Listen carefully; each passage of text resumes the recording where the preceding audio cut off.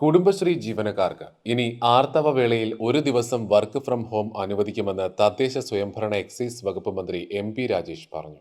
കുടുംബശ്രീയുടെ ആഭിമുഖ്യത്തിൽ സംഘടിപ്പിച്ച അന്താരാഷ്ട്ര വനിതാ ദിനാഘോഷം ഉദ്ഘാടനം ചെയ്യുകയായിരുന്നു അദ്ദേഹം.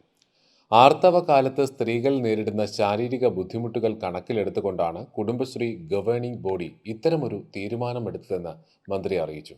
നഗരമേഖലയിൽ വിവിധ സേവനങ്ങൾക്കായി കുടുംബശ്രീയുടെ പ്രൊഫഷണൽ ടീം ക്വിക്ക് സർവ് പദ്ധതിയുടെ ഉദ്ഘാടനവും രചന സമാപനം ADSCDS തലങ്ങളിൽ പ്രവർത്തനം തുടങ്ങുന്ന ജെൻഡർ പോയിന്റ് പേഴ്സൺ പ്രഖ്യാപനവും ചടങ്ങിൽ മന്ത്രി നിർവഹിച്ചു.